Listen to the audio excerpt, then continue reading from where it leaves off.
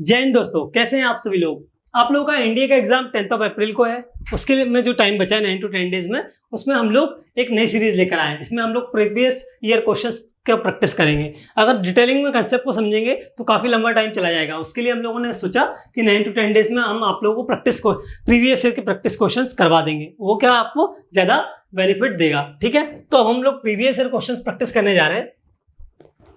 Last 10 days में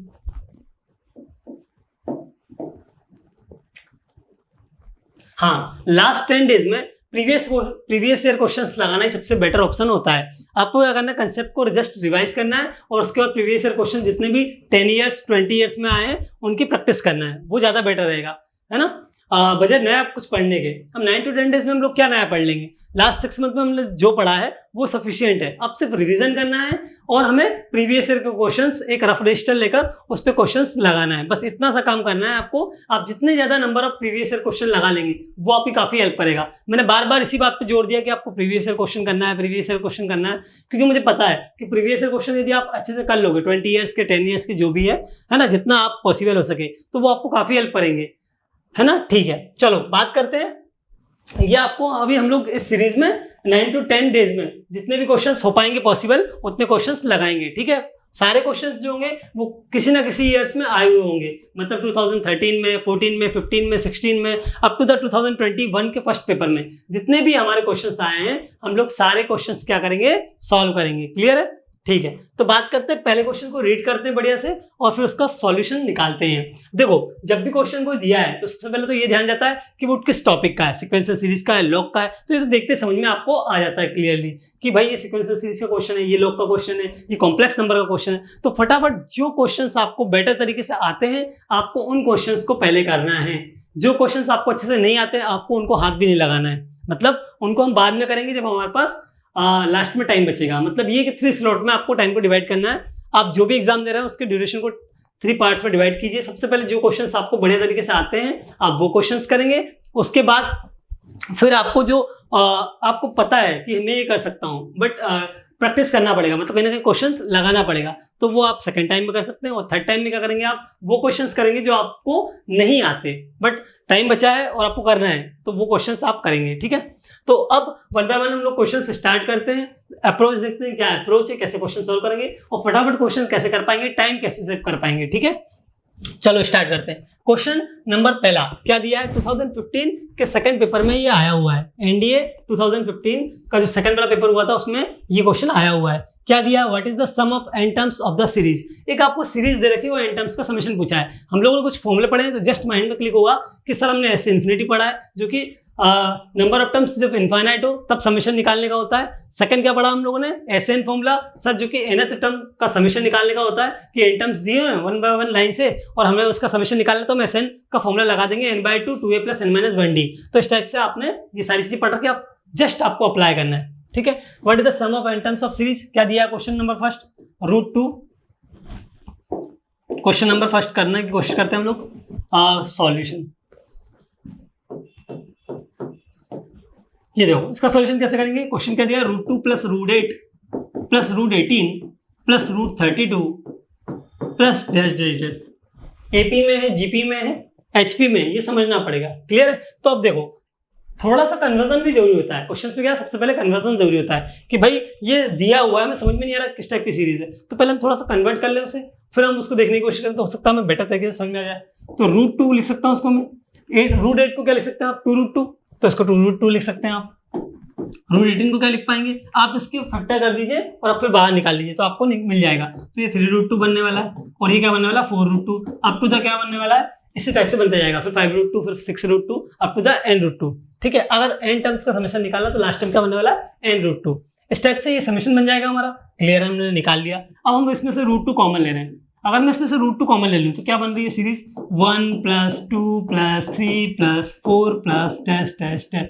कहाँ तक सर, n टर्म्स तक। इन्फिनिटी तक जाना है क्या, हमें इन्फिनिटी तक नहीं जाना है क्योंकि उससे पहले ही बोल दिया sum of n terms of a given series. जो सीरीज आपको दी हुई है वहां के n टर्म्स का आपको समेशन निकालना है। तो आप क्या कर रहे हैं, √2 को आपने कॉमन लिया, ब्रैकेट के अंदर क्या बच गया, 1 + 2 + 3 + 4 up to the n terms. ये क्या है, नेचुरल नंबर्स का समेशन है जो हम लोगों ने अच्छे से पढ़ा था। नेचुरल नंबर समेशन निकाल के क्या फॉर्मूला आता है हमारा, n+1/2 ये आता है, तो इसको हम रख देंगे, ये रख दिया। √2 सर ये समेशन तो हमें पता है नेचुरल नंबर है, नेचुरल नंबर के n टर्म्स का समेशन क्या होता है n × n+1/2। यहाँ से सॉल्व करोगे तो क्या मिलने वाला है n+1/√2 ये मिलने वाला है। और ये किस ऑप्शन में दिया है, ये ऑप्शन सी ऑप्शन में दिया है, तो आप ये क्या हो जाएगा आपका सी ऑप्शन करेक्ट ऑप्शन हो जाएगा। तो इस टाइप से आपको सॉल्व करना है, फटाफट 2 to 3 लाइंस में आपका सॉल्व हो जाएगा और आपको आगे बढ़ जाना है। इसके बाद नेक्स्ट क्वेश्चन देखते हैं किसका दिया हुआ है। तो सबसे पहले यही समझना है कि क्वेश्चन किसका है, लॉग का है, कॉम्प्लेक्स नंबर का है, किसका है। फटाफट जिसका हमें आता है हम पहले उससे सॉल्व करेंगे। इफ थीटा = 18 डिग्री दिया है, then what is the value of 4 sin² theta plus 2 sin theta. Theta की वैल्यू दे रखी है और हमें निकालना है 4 sin² theta plus 2 sin theta. ये किसका क्वेश्चन है, ट्रिग्नोमेट्रिक रेशियोज का क्वेश्चन है, जो कि मैंने आपको काफी अच्छे तरीके से पढ़ाया है। चलो उसको सॉल्व करते हैं। देखो क्वेश्चन दिया है 4 sin² theta plus 2 sin theta, ये निकालना है हमें, ये फाइंड आउट करना है। ठीक है, दिया क्या है थीटा = 18 डिग्री, थीटा की वैल्यू कितनी है 18 डिग्री, तो थीटा की वैल्यू पुट कर देते हैं इस क्वेश्चन में। तो 4 × sin² 18 degree plus 2 times of sin 18 degree, ये कितना देने वाला है 4 टाइम्स ऑफ, अच्छा sin 18 डिग्री और cos 18 degree, sin 15 degree, sin 12 degree, इन सबकी वैल्यूज मैंने आपको लिखवाई है। ठीक है, तो इन सारी वैल्यूज हमें पता होना चाहिए डायरेक्ट, क्योंकि हम वहां सॉल्व करने नहीं बैठेंगे। तो जो sin 18 डिग्री की वैल्यू होती है वो क्या होती है √5 - 1/4। √5 - 1/4 क्या होती है sin 18 डिग्री की वैल्यू, ये आपको जस्ट याद रखना है और यूज करना है। 2 टाइम्स ऑफ √5 - 1/4। एग्जाम में इतना टाइम नहीं होता है ना, हम लोग को फटाफट रिवाइज करके और सारे माइंड में एकदम डायरेक्टली आना चाहिए कि बस ये देखा और बनाना है। ऐसा नहीं कि उस समय सोच रहे हैं, सोचने का टाइम नहीं होता। 4 × देखो इसको स्क्वायर खोलना है, ओपन करना है, तो ये 5 हो जाएगा, प्लस का 1 हो जाएगा, माइनस का 2√5 हो जाएगा, और डिवाइड में क्या जाएगा 4 प्लस 2 टाइम्स ऑफ ये 2 से डिवाइड हो जाएगा, क्या बचेगा √5 - 1/2 बचेगा सर। ओके, कितना हो गया, ये 4 से 4 कैंसिल आउट हो जाएगा ना, 4 का स्क्वायर करेंगे तो कितना आएगा 16, यहाँ 16 आने वाला है, 4 से अब कैंसिल होगा तो ये बचा 4। ठीक है, अब क्या आया हमारा निकल के 6 माइनस, क्या निकल के बाहर आया 6 - 2√5 और डिवाइड में कितना है ये 4। ओके, प्लस √5 - 1/2, एलसीएम लोगे तो 4 आएगा, ये 6 - 2√5 बनने वाला है फिर, और ये क्या बनने वाला है 2√5 माइनस का 2। ठीक है, 2√5 से 2√5 कैंसिल, क्यों, एक प्लस का एक माइनस का। ठीक है, अब क्या बचा 6 - 2, वो क्या बन जाएगा आपका 4 हो जाएगा, 4/4 करोगे तो क्या आएगा 1, तो ये आ गया आपका आंसर 1। क्या आ गया 1। तो इस टाइप से आपको फॉर्मेट जो दिया है 4 sin² theta plus 2 sin theta, इसमें थीटा की वैल्यू 18 डिग्री पुट करी आपने, आपको पता होना चाहिए √5 - 1/4 sin 18 डिग्री की वैल्यू होती है, आपने इसे रखा, आंसर आया 1। इस टाइप से सॉल्व करना है। ठीक है, बी आंसर हो जाएगा। नेक्स्ट क्वेश्चन देखते हैं, आया समझ में ये वाला। थर्ड क्वेश्चन की बात करते हैं। थर्ड क्वेश्चन क्या गिवन है आपको, इनवर्स ट्रिग्नोमेट्रिक फंक्शंस का क्वेश्चन है। ये किसका है, इनवर्स ट्रिग्नोमेट्रिक फंक्शंस का क्वेश्चन है। क्या दिया है sin inverse -1, sin inverse -1, no sin inverse 1 plus sin inverse 4/5 is equal to कितना sin इनवर्स x। ये आपको दिया है और वैल्यू किसकी पूछना है, पूछिए आपसे x की वैल्यू फाइंड आउट करने के लिए बोला है। x की वैल्यू फाइंड आउट कीजिए जब ऐसा है। अब हम लोगों ने sin inverse x plus sin inverse y का फॉर्मूला पढ़ा था, क्या पढ़ा था, एक जगह लिख लेते हैं।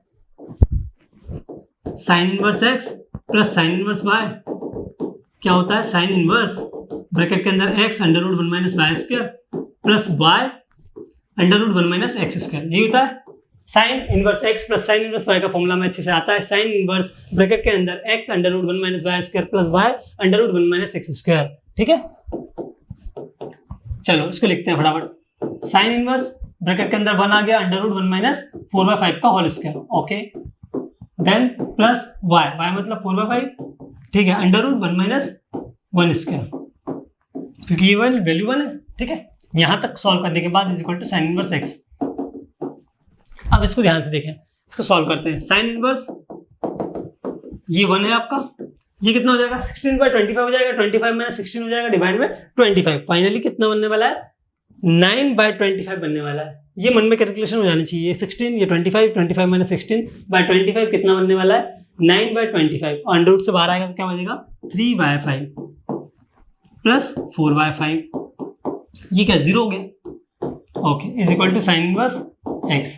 यहाँ से कितना निकल के बाहर आया sin इनवर्स सर 3/5 वो तो 0 हो गया, और ये साइन इनवर्स एक्स, तो sine inverse 3/5 is equal to sine inverse x आया। लेफ्ट हैंड साइड और राइट हैंड साइड में हम कंपैरिजन करें तो एक्स की जगह पर कितना आना चाहिए, दोनों तो फंक्शन सेम ही है, तो यहाँ x इज इक्वल टू कितना आ जाएगा 3/5, तो ये क्या हो जाएगा आपका करेक्ट आंसर हो जाएगा। x की वैल्यू फाइंड आउट करनी थी और x की वैल्यू निकल के बाहर कितनी आई 3/5, तो 3/5 क्या हो जाएगा आपका करेक्ट आंसर। जिस ऑप्शन में दिया उसे फटाफट टिक करो और फिर नेक्स्ट क्वेश्चन करते हैं, ठीक है, ये इतना समझ में आया, ओके। नेक्स्ट क्वेश्चन देखते हैं। नेक्स्ट क्वेश्चन क्या है, in a triangle ABC if the angle ABC are in AP then which one of the following is correct. Triangle का कंसेप्ट ये है, मतलब ट्राइंगल्स का क्वेश्चन तो है, ये तो कंफर्म है, ठीक है। अब फिर क्या बोला उसने, एपी में मतलब सीक्वेंस एंड सीरीज। देखो किसी भी क्वेश्चन को थोड़ा सा टिपिकल बनाना है, कोई भी क्वेश्चन टफ नहीं होता, टिपिकल उससे बनाया कैसे जाता है, टफ उससे बनाया कैसे जाता है, 2 to 3 अलग अलग यूनिट का और अलग कंसेप्ट का मिलाकर क्वेश्चन बना दिया जाता है। जैसे इस क्वेश्चन को कैसे बनाया सर, इसमें अरिथमेटिक प्रोग्रेशन मतलब एपी ले लिया जो कि सीक्वेंस एंड सीरीज का पोर्शन है, और साथ में क्या ले लिया, ट्राइंगल ले लिया। तो आपको ट्राइंगल भी पता होना चाहिए और क्या सीक्वेंस एंड सीरीज भी आना चाहिए, तभी जाके आप इस क्वेश्चन को सॉल्व कर पाएंगे। तो इन दोनों के कंसेप्ट आपको पता रहेंगे साइमल्टेनियसली, तो आप क्या कर पाएंगे, इसे आप सॉल्व कर पाएंगे, ठीक है। देखते हैं इसको सॉल्व करते हैं। तो in given triangle ABC are in AP, ABC ये किसी ट्राइंगल के एंगल है, क्या है, अगर हम आपका ट्राइंगल दिया है ABC तो उसकी ये एंगल है ABC, और ट्राइंगल के जो एंगल्स होते हैं उनका समेशन क्या होता है, angle A plus B plus C is equal to sir 180 degree होता है। कितना होता है 180 डिग्री, या पाई बोले तो पाई होता है। A plus B plus C is equal to 180 degree होता है। अच्छा, उसने बोला AP में मतलब AP में हमने ये पढ़ा है कि 2B is equal to A plus C होगा, या B is equal to A plus C/2 होगा। ये जो मिडिल टर्म होगा ये क्या होगा, A प्लस C/2, इन दोनों का एवरेज होगा, A प्लस C/2 B होगा, या फिर 2 times of B is equal to A plus C होगा। तो इस कंसेप्ट को हम यूज कर रहे हैं। अब A प्लस C 2B के इक्वल है, तो यहाँ से A प्लस C मिल रहा है हमें ये, तो इन दोनों को मिला के हम 2B लिख सकते हैं। 2B plus B is equal to 180 degree हो जाएगा, तो ये 3B is equal to 180 degree हो जाएगा। तो यहाँ से B कितना मिलेगा 60 डिग्री। एंगल B की वैल्यू निकाल ली आपने, एंगल B की वैल्यू आपने फाइंड आउट कर ली, वो कितनी आई 60 डिग्री आई। अब क्या करना है आपको, अब आपको निकालना है कि इन सब कंडीशंस में कौन सी कंडीशन सेटिस्फाइड हो रही, मतलब कौन सी कंडीशन सही है, आपकी फाइनली सॉल्व करने पर कौन सी कंडीशन आएगी। तो ये सारी चीजें किसमें मिलती हैं हमें देखने को, ये मिलती है कोसाइन रूल में। प्रॉपर्टीज ऑफ ट्राइंगल में जब हम पढ़ते हैं कोसाइन रूल, है ना, साइन रूल और कोसाइन रूल पढ़ते हैं हम लोगों ने, तो कोसाइन रूल जो होता है वो प्रॉपर्टी ऑफ ट्राइंगल में हम लोगों ने पढ़ा था, तो उसको अप्लाई करेंगे। तो cos B is equal to कितना होता है, A square plus C square minus का बी स्क्वायर डिवाइड में 2 टाइम्स ऑफ AC, ये होता है फॉर्मूला कोस बी का। यहाँ पे हम कोस बी, क्योंकि हम बी एंगल निकल के बाहर आया 60 डिग्री, तो हम यहाँ पे कोस बी वाला फॉर्मूला लगा रहे हैं कोसाइन रूल से। तो cos B is equal to होता है A square plus C square minus का बी स्क्वायर डिवाइड में 2 टाइम्स ऑफ AC। तो यहाँ से B is equal to 60 degree आपको पुट कर देंगे, तो कोस 60 की वैल्यू कितनी होती है, A square plus C square minus का बी स्क्वायर बाय 2AC, और कोस 60 की वैल्यू कितनी होती है 1/2, तो 1/2 यहाँ पुट कर दो, क्या मिलने वाला है, A square plus C square minus का बी स्क्वायर डिवाइड में 2 टाइम्स ऑफ AC। सर 2 से 2 कैंसिल आउट हुआ, AC यहाँ आ जाएगा, तो ए square plus C square minus का बी स्क्वायर। क्लियर है, ठीक है। अगर हम लोग देखो पहले ऑप्शन को चेक करते हैं, AC कहाँ मिल रहा है, AC तो चाहिए, AC यहाँ मिल रहा है, ठीक है, और कहीं AC मिल रहा है, इसमें नहीं है AC, इसमें नहीं है AC, इसमें नहीं है AC, तो ये करेक्ट आंसर होना चाहिए। इतना तो क्लियर हो गया, एक टर्म देख के समझ में आ गया कि आंसर डी होना चाहिए। अब इसको थोड़ा सा इधर लेके आते हैं, बी स्क्वायर को यहाँ लेके आते हैं, ए स्क्वायर प्लस सी स्क्वायर और AC को यहाँ लेके आते हैं, तो ये बन गया हमारा, ये वही ऑप्शन डी बन गया। तो क्या हो जाएगा हमारा आंसर, डी ऑप्शन हमारा करेक्ट आंसर हो जाएगा। B square is equal to A square plus C square minus का AC। तो आया तरीका समझ में कैसे सॉल्व करेंगे, ये सीक्वेंस एंड सीरीज और प्रॉपर्टीज ऑफ ट्राइंगल दोनों के कंसेप्ट को मिलाकर क्वेश्चन था। तो पहले आपको समझना पड़ेगा सर इस क्वेश्चन में कौन कौन से कंसेप्ट हमारे यूज हो रहे हैं। कभी कभी वो 3 कंसेप्ट एक साथ मिलाकर एक क्वेश्चन बना देगा और बोल देगा क्वेश्चन टफ है। क्वेश्चन टफ कैसे है,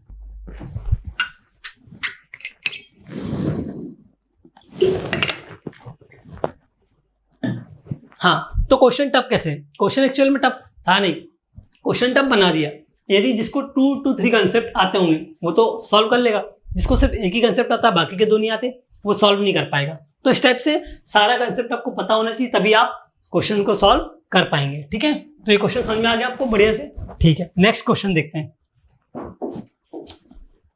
नेक्स्ट क्वेश्चन क्या दिया है, पहले क्वेश्चन को सही से पढ़ते हैं। The points 5,1, 1,-1 and 11,4 are.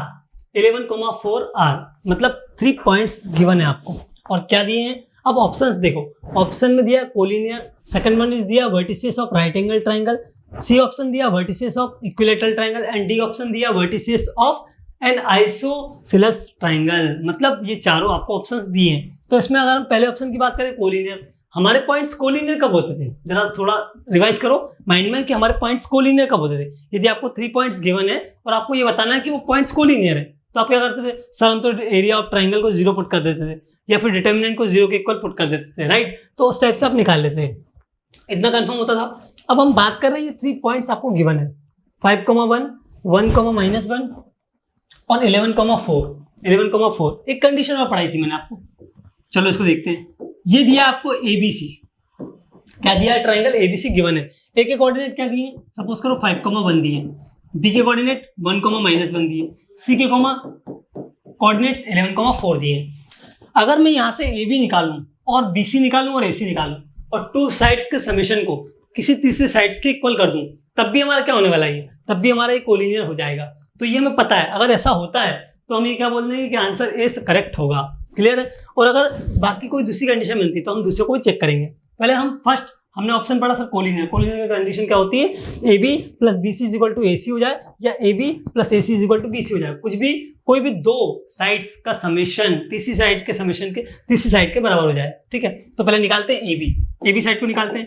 AB side क्या दे देगा आपको, हाँ AB साइड कैसे निकालते हैं, 2 पॉइंट्स है, उन दोनों के बीच की डिस्टेंस निकालना है AB, तो वो निकलेगी 5 - 1 का होल स्क्वायर सर प्लस 1 + 1 का होल स्क्वायर। इसमें से इसको सब्ट्रैक्ट करो या इसमें से इसको सब्ट्रैक्ट करो, कोई भी चेंज नहीं आने वाला, हमेशा जो आपको डिस्टेंस मिलने वाली है वो पॉजिटिव मिलने वाली है, ठीक है। तो ये कितना हो जाएगा, 5 - 1 का 4, 16 हो गया, 2 का स्क्वायर 4, ठीक है, √20 आ गया। इसको क्या लिख सकते हैं, ब्रेक करिए यदि 2 × 2 × 5, 5 × 2 = 10, 10 × 2 = 20, तो 2√5 बाहर निकल गया है। तो AB कितना मिल जाएगा आपको, 2√5। AB तो निकल गया, AB तो निकल गया। अब निकालना है BC, क्या निकालना है, BC निकालते हैं। √11 - 1 मतलब 10 का स्क्वायर प्लस 4 - 1 मतलब +1 हो जाएगा, तो 5 का स्क्वायर, ठीक है। ये कितना बनने वाला, ये आपका 100 बनने वाला है, ये 25 बनने वाला है, कुल मिला के 125 बनने वाला है। अब देखो 125 को हम ब्रेक कर लेते हैं, 5 × 5 × 5 करके देखते हैं। 5 × 5 कितना दिया, 25, × 5 करो 125, 5 × 5 × 5, 5 × 5 25, 25 × 5 125, इस टाइप से कर दिया हम लोगों ने। तो यहाँ से एक आपका पेयर बना, अब बाहर लाए तो 5√5, तो BC की वैल्यू कितनी आई, 5√5। अब क्या निकालना है सर, CA निकालना है, CA निकाल के देख लो, = डायरेक्ट निकालेंगे हम लोग। 5 - 11 - 5 कितना, 6 का स्क्वायर 36 प्लस 4 - 1 का स्क्वायर कितना, 3 का स्क्वायर मतलब 9, 36 + 9 कितना देगा, 45, कितना देगा 45। इसको ब्रेक करो, 2 या 3 या 5 जिसमें ब्रेक कर सकते हैं। कैसे, अगर 3 × 5 करते हैं तो कितना दे देगा, 15 दे देगा, और 15 × 3 = 45, ठीक है। तो 3√5 आ जाएगा, ओके। 3√5 यहाँ से बाहर आया निकल के। AB दिया है 2√5, BC दिया है 5√5, CA दिया है 3√5। क्या 2 साइड का समेशन तीसरी साइड के इक्वल हो रहा है क्या, ये देखो BC सबसे बड़ी साइड आ रही है 5√5 और ये आ रहा है 2√5, वो 3√5। 3√5 और 2√5 को यदि हम ऐड करें तो किसके बराबर आने वाला, 5√5 के। इसका मतलब ये हुआ कि AB + CA या AC जो भी बोलना चाहो आप, = क्या आ गया, BC के। यदि ऐसी कंडीशन बन जाती है कि 2 साइड्स का समेशन = थर्ड साइड, तो ये कंफर्म हो जाएगा कि वो पॉइंट्स हमारे क्या होंगे, कोलिनियर होंगे। तो ये कंफर्म हो गया कि इस क्वेश्चन में ये जो 3 पॉइंट्स हमें गिवन है वो क्या होंगे, हमारे कोलिनियर होंगे। आया समझ में इतना। तो ये आपको चेक करना है, मतलब डिफरेंट पॉइंट्स पे कोई दूसरी कंडीशन भी निकल के बाहर आ सकती है, बट ये थोड़ा सा लॉजिक लगाना है कि हमारा कौन सा आंसर हो सकता है, कैसे हम इसे सॉल्व कर सकते हैं, क्लियर है। तो इस टाइप से आप इस क्वेश्चन को सॉल्व कर लेंगे, क्लियर है। नेक्स्ट क्वेश्चन की बात करते हैं। नेक्स्ट क्वेश्चन जो हमें दिया है वो किसका दिया है, कॉम्प्लेक्स नंबर का। सर देखा, देख के ये समझ में आया कॉम्प्लेक्स नंबर का क्वेश्चन है, तो सबसे पहले तो ये पहचानो कि किसका क्वेश्चन है और फटाफट उसी के कंसेप्ट माइंड में थोड़ा सा रिवाइज करने की कोशिश करो कि भाई जिस मतलब बिल्कुल वैसा ही है कि जैसे आपको सर्च करना है कि आपने पूरा पढ़ रखा है, ठीक है, अच्छी बात है। अब आपने कॉम्प्लेक्स नंबर का क्वेश्चन उठाया, कॉम्प्लेक्स नंबर में आपने जो नंबर ऑफ कंसेप्ट पढ़ रखे होंगे, नंबर ऑफ फॉर्मूले आपने पढ़ रखे होंगे, है ना, वही तो लगेंगे इसमें। तो वो आप कौन सा फॉर्मूला और कौन सा कंसेप्ट सही बैठेगा उस क्वेश्चन में, ये आपको पता लगाना है। ये सबसे इंपॉर्टेंट काम ये होता है, क्योंकि आप वहां तक पहुंच गए तो फिर तो आप क्वेश्चन सॉल्व इजीली कर लोगे। तो सबसे पहले ये क्वेश्चन दिया है, इसको पढ़ते हैं और फिर सोचते हैं कि क्या अप्रोच लगना चाहिए। तो if Z is equal to minus का जेड का कॉन्जुगेट, वार लगाते थे मतलब इसका क्या होता था, कॉन्जुगेट। और कॉन्जुगेट कैसे निकालते थे, sir X plus iota Y दिया है, कोई सा X plus iota Y given है, X plus iota Y given है, और उसका कॉन्जुगेट निकालने के लिए आप बोल रहे हो तो हम निकाल लेंगे आराम से, एक्स माइनस आयोटा वाई।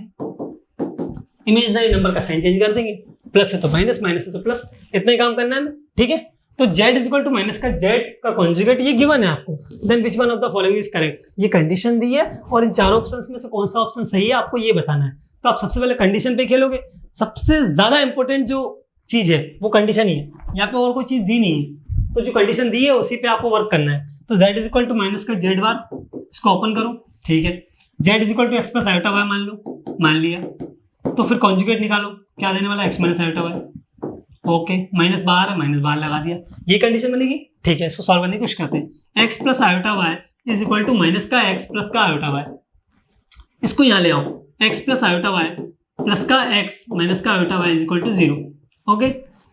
ये देखो एक प्लस है एक माइनस है, इन दोनों कैंसिल आउट करो, क्या मिल रहा है, 2x इज इक्वल टू 0 मिल रहा है, x इज इक्वल टू कितना आ गया 0। फाइंड आउट क्या करना है, फाइंड आउट क्या करना है, फाइंड आउट कोई वैल्यू नहीं करना है, क्या करना है, चार ऑप्शन को देख के बताना कौन सा इस चीज को बोलेगा, ठीक है। तो the real part of z is equal to 0, X plus iota Y लिखा है आपने z को, क्या लिखा है, एक्स प्लस आयोटा वाई। तो रियल पार्ट और इमेजिनरी पार्ट मैंने बताया था, ये आपका रियल पार्ट होता है, ये आपका इमेजिनरी पार्ट होता है, किसकी वैल्यू निकल के आई है, x इज इक्वल टू 0 आया, मतलब रियल पार्ट कॉम्प्लेक्स नंबर का आपका 0 हो गया। ये स्टेटमेंट दिया है क्या, the real part of z is 0। जब ये स्टेटमेंट सही है तो बाकी 3 स्टेटमेंट्स को रीड करने की जरूरत नहीं है, आपको कंसेप्ट क्लियर है और आपको पता है कि ये आंसर सही है, तो फिर ये क्या हो जाएगा, आपका करेक्ट आंसर हो जाएगा, फिर आप आगे बढ़ जाएंगे, ठीक है। आया ये समझ में, z is equal to minus का z का कॉन्जुगेट किया, z का कॉन्जुगेट कैसे निकालते हैं, ये जो दिया है कॉम्प्लेक्स नंबर उसका कॉन्जुगेट निकाला, माइनस साइन लगाया, सॉल्व किया, x इज इक्वल टू 0 आया, मतलब रियल पार्ट इस कॉम्प्लेक्स नंबर का क्या आ गया 0, तो वही क्या हो गया, हमारा आंसर हो गया। नेक्स्ट क्वेश्चन देखते हैं। नेक्स्ट क्वेश्चन आपको क्या दिया, डिटर्मिनेंट का क्वेश्चन है, किसका क्वेश्चन है, डिटर्मिनेंट का क्वेश्चन है। What is the value of determinant, जो भी डिटर्मिनेंट दिया है उसकी वैल्यू निकालना है। तो डिटर्मिनेंट कैसे सॉल्व करते हैं हमें आता है, अब हमें इसे लॉजिक लगाना है। तो डिटर्मिनेंट में एक चीज हमने ये पढ़ी थी कि किसी भी डिटर्मिनेंट को इजी करना है, किसी भी डिटर्मिनेंट को क्या करना है, हमें इजी करना है। तो हम कैसे करेंगे, सर रो और कॉलम ऑपरेशन लगा लेंगे, उसमें थोड़ा सा लॉजिक लगा लेंगे, किसको हम बाहर ला सकते हैं, किसका प्रोडक्ट कर सकते हैं, क्या कर सकते हैं क्या नहीं कर सकते, ये मैंने आपको बताया था, तो वो आपको इसमें लॉजिक लगाना है। तो उसको देखते हैं क्वेश्चन को फटाफट। ये क्वेश्चन कैसे सॉल्व कर सकते हैं इसको देखते हैं। माइनस का ए स्क्वायर दिया है, ए बी दिया है, ए सी दिया है, ए बी दिया है, माइनस का बी स्क्वायर दिया है, बी सी दिया है, ए सी दिया है, बी सी दिया है, माइनस का सी स्क्वायर दिया है। देखिए आप क्या कर सकते हैं, इस पूरी रो को देखिए, इसको देखिए और इसको देखिए, ये आपको फर्स्ट रो R1 है आपका, ये R2 है और ये आपका R3। कॉलम के हिसाब से बात करें तो ये C1 C2 C3, C1 C2 C3 R1 R2 R3, clear है इतना, ओके। इस क्वेश्चन में देखो ये ए नजर आ रहा है, यहाँ भी ए नजर आ रहा है, यहाँ भी ए नजर आ रहा है, यहाँ बी, यहाँ बी, यहाँ बी, यहाँ सी, यहाँ सी, यहाँ सी। अगर मैं तीनों रो से ए बी सी को कॉमन ले लूँ, मतलब फर्स्ट वाली रो R1 से ए को कॉमन ले लूँ, ले लिया। अब एक एक को लेने नहीं बैठेंगे, ठीक है, क्या करेंगे, वन बाय वन लेते ही जाएंगे। हम एक को कॉमन लें, फिर पूरे डिटर्मिनेंट को लिखें, फिर दूसरे को कॉलम कॉमन ले, फिर डिटर्मिनेंट लिखें, फिर तीसरे को कॉमन ले, फिर डिटर्मिनेंट लिखें, तो ये बेवकूफ़ी हो जाएगी। हमें ये नहीं करना, हमें क्या करना है, फटाफट एक साथ कॉमन लेना है। हम ABC को निकाल दें कॉमन, क्योंकि मैंने बताया था आपको प्रोडक्ट में आते जाते कॉमन, ठीक है। तो ABC हो गया। अब जो बचा है इसमें, इस फर्स्ट वाली रो में से हमने लिया A को कॉमन, इसमें से लिया B को कॉमन, इसमें से लिया C को कॉमन, जो बचा वो लिखना है। माइनस का A बचेगा, माइनस का B बचेगा, माइनस का C बचेगा, सर इतना तो कन्फर्म ये बचेगा, ठीक है। इसके बाद यहाँ A कॉमन लिया तो B बचेगा, यहाँ A कॉमन लिया तो C बचेगा, यहाँ B कॉमन लिया तो A बचेगा, यहाँ B कॉमन लिया तो C बचेगा, यहाँ C कॉमन लिया तो A बचेगा और B बचेगा। आया इतना समझ में, ठीक है। अब देखो कॉलम को, अब कॉलम देखो A नजर आ रहा है, B B और C C C नजर आ रहा है, ठीक है। तो हम क्या करेंगे, अब कॉलम में से कॉमन लेंगे, तो ABC तो हो गया, इनटू क्या आ जाएगा, एक और ABC आ जाएगा। कैसे, तीनों columns C1 C2 and C3 से हम लोग A को बाहर लाएंगे, B को बाहर लाएंगे और C को बाहर लाएंगे, तो वो प्रोडक्ट में आने वाले, वन बाय वन प्रोडक्ट में आते चले जाते हैं। डिटर्मिनेंट को सॉल्व करने की ये प्रोसेस होती है, ये हमें पता है, ठीक है। अभी हमारा क्या बच रहा है, माइनस का 1 बच रहा है, 1 बच रहा है, 1 बच रहा है, 1 बच रहा है, माइनस का 1 बच रहा है, 1 बच रहा है, ये 1 1 -1, इस डिटर्मिनेंट को आप इजीली सॉल्व कर सकते हो। ये क्या बन गया, A square B square C square बन गया। इस डिटर्मिनेंट को सॉल्व करके वैल्यू लाना है, ठीक है। इसको पहले हम अलग से सॉल्व कर लेते हैं। कैसे, ये माइनस का वन दिया है, ठीक है, माइनस का वन हो गया, माइनस का वन इंटू वन, चलो यही करते सॉल्व। माइनस का वन लिया पहले हमने, माइनस का वन इंटू माइनस का वन क्या हो जाएगा, प्लस का वन, माइनस का वन होने वाला जीरो होने वाला, चलो इसलिए टर्म तो जीरो हो गई, माइनस का वन हो गया, ठीक है। ये माइनस का वन हो गया, ये माइनस का वन हो गया, माइनस का वन और माइनस का वन, माइनस का टू हो गया, ठीक है। प्लस का वन ले लिया, वन माइनस माइनस वन मतलब प्लस वन मतलब टू, क्या आने वाला है, two. One minus minus one मतलब कितना होने वाला है, टू होने वाला है। अभी हमारा क्या हो गया, A square B square C square, ये जीरो हो गया सर, ये हमारा minus two into one, two दे देगा हमें, और वो टू है प्लस का, कितना मिल गया, फोर मिल गया। सर आंसर क्या आ गया, four A square B square C square, four times of A square B square C square. ये क्या हो गया आपका करेक्ट आंसर, क्योंकि आपको डिटरमिनेंट को सॉल्व करना था, आपने डिटरमिनेंट को सॉल्व कर लिया, जो आएगा वही होगा आपका आंसर। तो आपका four times of A square B square C square, C option क्या हो जाएगा, राइट आंसर हो जाएगा। क्लियर है, ये सब आए हुए क्वेश्चन है ना, एक भी क्वेश्चन ऐसा नहीं है जो आया हुआ नहीं है एग्जाम में। आपके एनडीए के एग्जाम में आए हुए सारे क्वेश्चंस हैं, आपको इन्हीं के तरीके से सीखना है कि हम कैसे क्वेश्चन, जो एक और नया क्वेश्चन आने वाला उसको कैसे अप्रोच कर सकते हैं। क्लियर है, what is the sum of series, एक सीरीज दी है उसका समेशन निकालना है। सीरीज तीन है तो सीरीज पढ़ी है, एक एपी, दूसरा एचपी, तीसरा जीपी। इन तीनों के अलावा आपको चौथी देगा क्या, नहीं देगा, तो इन तीनों में ही हमें लॉजिक लगाना है। पहला दिया है एपी में क्या, ये तो टर्म्स लिखते हैं। पहला दिया वन सर, फिर one minus two plus one by four minus का one by eight plus dash dash dash. और what is the sum of infinite series, ये सीरीज दो टाइप की होती है, एक फाइनाइट एक इनफाइनाइट। ये कैसी सीरीज है, ये इनफाइनाइट सीरीज है, ठीक है, इनफाइनाइट सीरीज है, उसका समेशन निकालना है। क्या निकालना है, समेशन निकालना है। सम दिया है, समेशन कैसे करेंगे, समेशन के हमें सारे फॉर्मूले आते हैं। अगर हम इनफाइनाइट सीरीज कोई सी दे रखी है और वो ज्योमेट्रिक में है, जीपी में, तो हम लिखते हैं S infinite is equal to A by one minus are.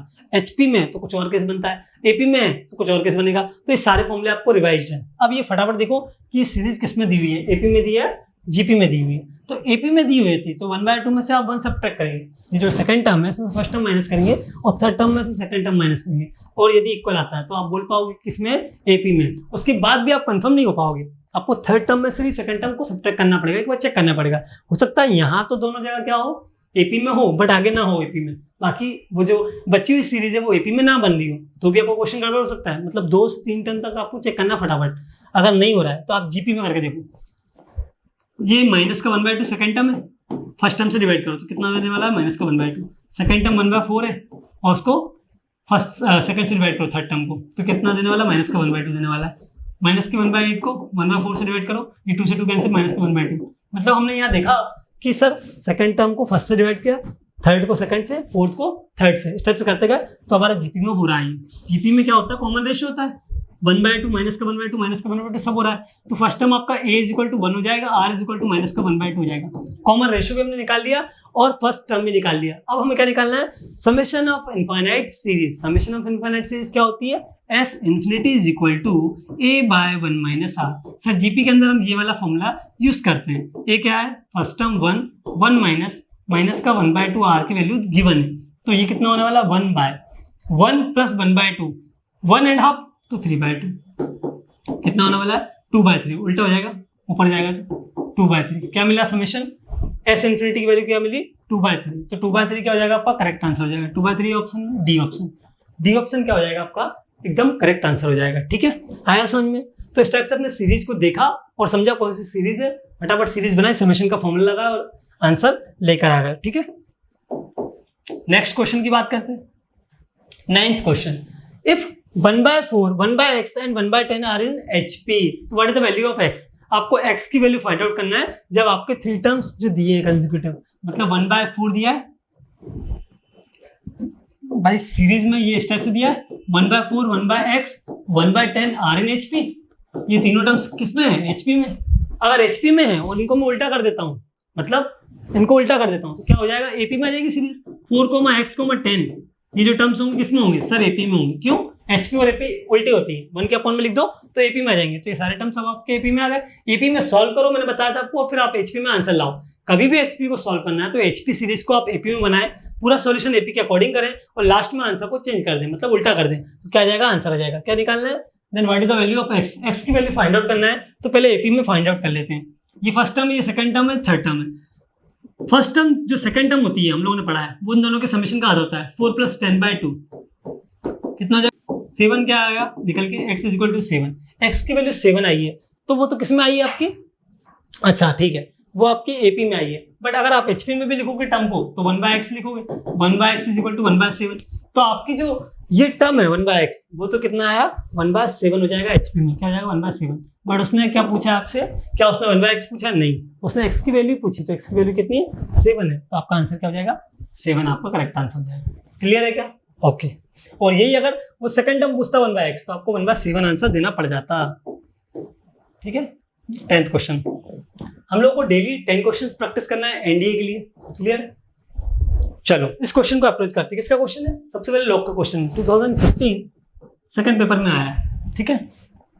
Solve करते हैं इसको।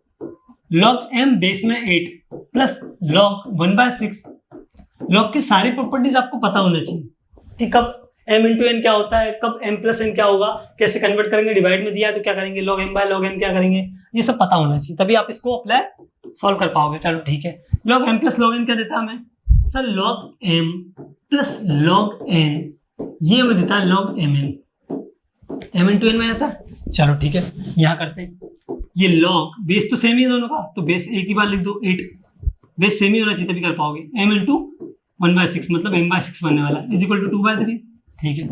अब log कोई नंबर दिया है उसके बेस में 8 है = आपका आ रहा है आउटपुट 2/3 आ रहा है, तो उसको कैसे हम लिख सकते हैं m/6 = ये यहाँ जाकर क्या लिख सकते हैं 8⁻²/3, ये हमने सीखा था लॉग के अंदर। तो ये m/6 = क्या हो जाएगा 8⁻²/3। 8 को क्या लिख सकते हो आप 2 का क्यूब की पावर 2/3 m/6, वो ऐसा नंबर ही देगा जो आपका कैंसिल आउट हो जाए और इजीली आप सॉल्व कर पाओ। 2 का स्क्वायर कितना हो जाएगा 4 हो जाएगा, m/6 = 4 आ जाएगा, m = कितना आ जाएगा 24 निकल के बाहर आ जाएगा। आया समझ में, m = कितना आया 24। आपको m की ही वैल्यू फाइंड आउट करनी थी और आपने m की वैल्यू निकाल ली, कितनी आया 24 आया। एक लॉग दिया है उसमें सब कुछ दिया है, सिर्फ m की वैल्यू अननोन है, m की वैल्यू क्या है आपको दी नहीं है, तो वही आपको फाइंड आउट करना है। तो आप क्या करोगे लॉग की प्रॉपर्टी लगाओगे, log m + log n क्या होता है log m × n, वो लगाया = 2/3 किया। ये जो बेस होता है इसकी पावर, ये इधर जाके इसकी पावर में ये 2/3 आ जाएगा, तो ये m/6 बन जाएगा और ये log हट जाएगा, क्लियर। तो m/6 = 2 का क्यूब और की होल पावर 2/3 कैंसिल आउट हुआ, 4 आया, 6 × 4 हमारा m = 24 आपका करेक्ट आंसर आया। 24 क्या हो जाएगा, ए ऑप्शन करेक्ट आंसर हो जाएगा। तो इस टाइप से आप सॉल्व कर पाएंगे। अब देखो इसमें हम लोगों ने कौन कौन से क्वेश्चन सॉल्व किए, हमने इसमें सीक्वेंशियल सीरीज के क्वेश्चन सॉल्व किए, क्लियर है, हमने लॉग के क्वेश्चन सॉल्व किए, क्लियर है, हम लोगों ने कॉम्प्लेक्स नंबर के क्वेश्चन सॉल्व किए। तो इस टाइप से हमने 4-5 टॉपिक के क्वेश्चन सॉल्व कर लिए, इनवर्स ट्रिग्नोमेट्री। तो ये मिक्स्ड क्वेश्चन जब हम करते हैं, तब हम एग्जाम के लिए कंप्लीटली तैयार होते हैं। देखो इंडिविजुअल क्वेश्चन करना एक अलग बात है और मिक्स्ड क्वेश्चन और पेपर के पैटर्न के अकॉर्डिंग आपका पेपर देना, वो वाले क्वेश्चन सॉल्व करना, वो एक अलग बात है, क्योंकि वहां कैसे अप्रोच करना है वो हमें समझ में नहीं आ पाता। ये डिफरेंट है और वो डिफरेंट है, तो आपको इस पैटर्न को फॉलो करना है। किसको, जैसे आपने सपोज करो आपको 10 चैप्टर्स बहुत बढ़िया से आते हैं, या 10 यूनिट्स आपकी बहुत बेहतर तैयार है ना, या 15 यूनिट्स बेहतर तैयार है, आपको कॉम्प्लेक्स नंबर बढ़िया से आता है, आपको लॉग बढ़िया से आता है, आपको सीक्वेंशियल सीरीज बढ़िया से आता है, जो भी बेसिक जो टॉपिक्स रहते हैं जो बहुत अच्छे से सभी लोगों को आते हैं, कम से कम एटलीस्ट आप उन्हें बेहतर तरीके से प्रिपेयर कर लें। क्योंकि देखो ऐसा नहीं है कि एनडीए का कट ऑफ बहुत हाई जाता है, ठीक है।